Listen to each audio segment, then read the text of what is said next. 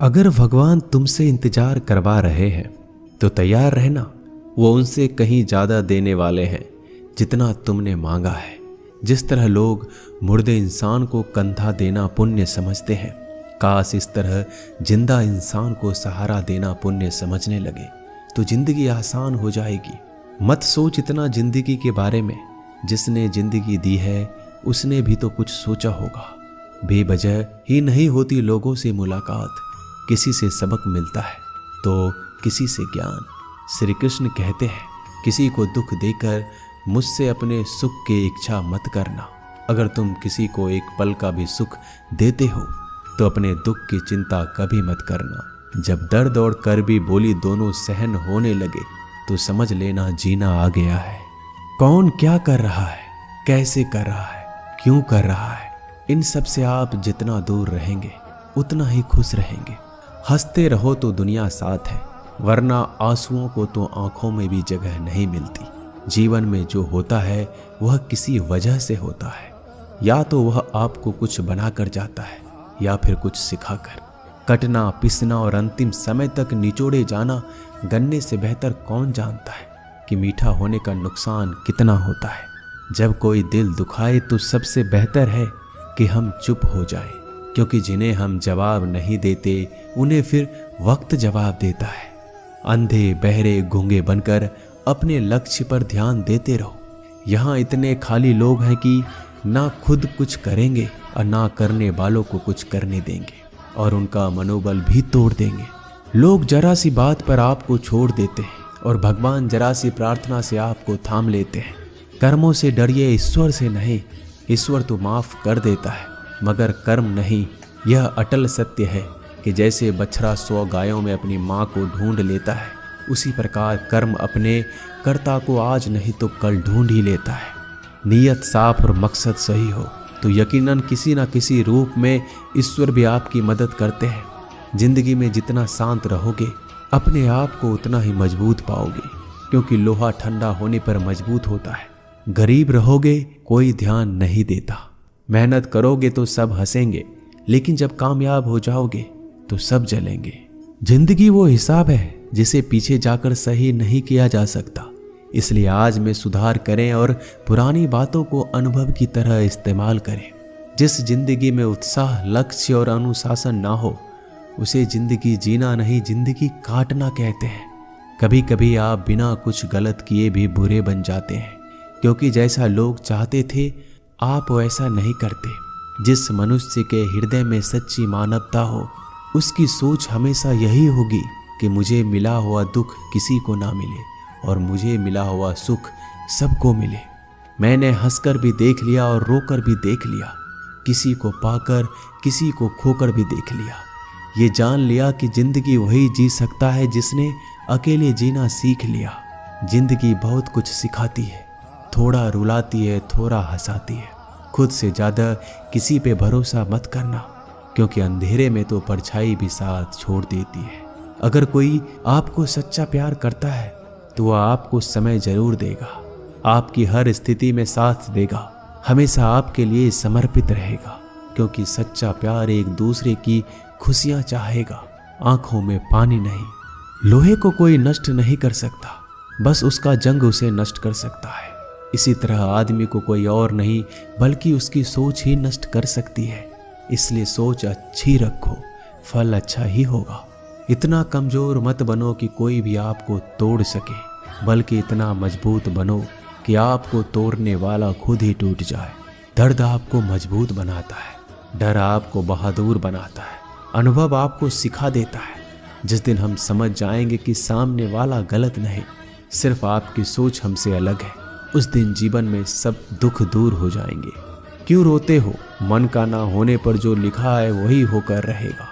एक रास्ता बंद करने से पहले भगवान 10 रास्ते खोल देते हैं। गर्मी के मौसम में पत्ते सूखने के बाद भी पंछी घोंसला नहीं छोड़ते, क्योंकि वो जानते हैं फिर से बरसात आएगी और पेड़ पर नए पत्ते आएंगे। जो हुआ उसे भूलकर नई शुरुआत करो और याद रखो, जिसका कोई नहीं होता उसका भगवान होता है।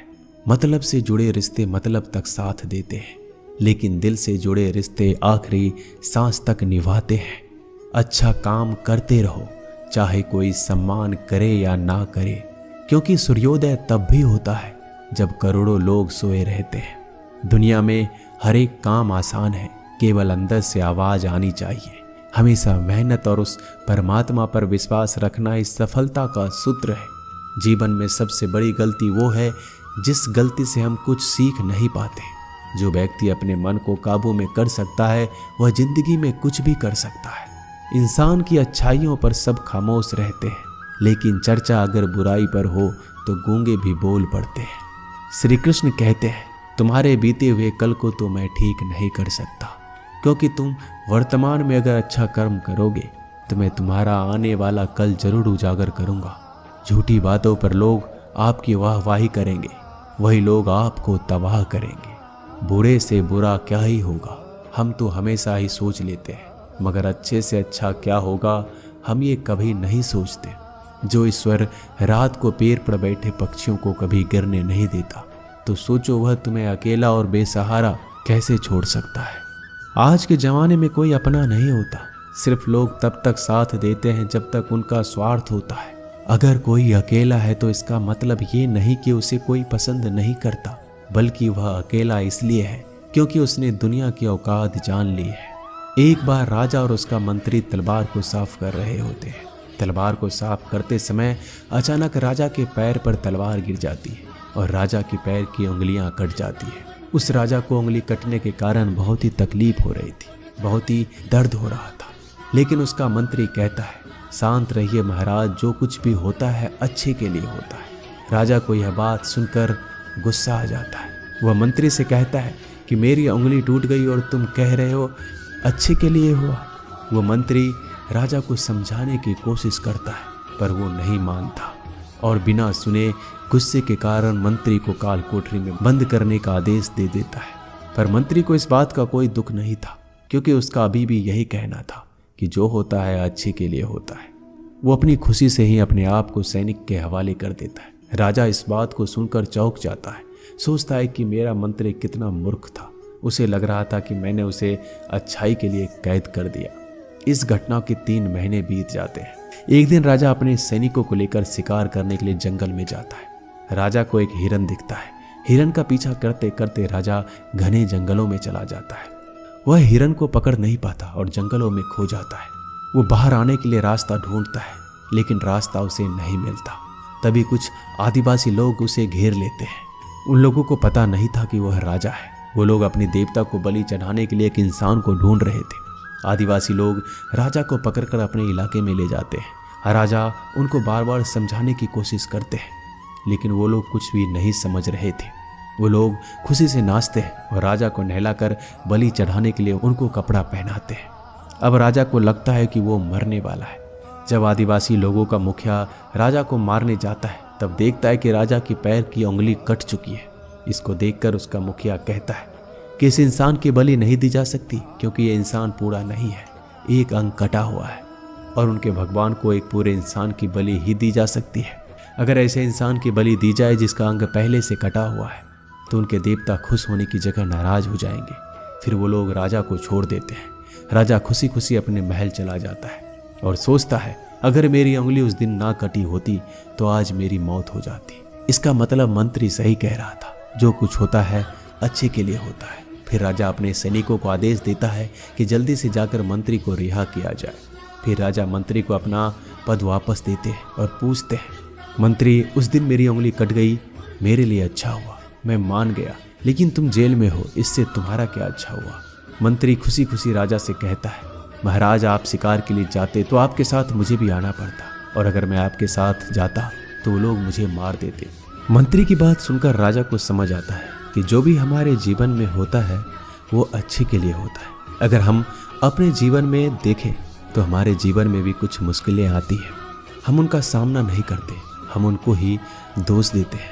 ये मुश्किलें हमें आगे बढ़ाने और मजबूत कराने के लिए ही आती हैं।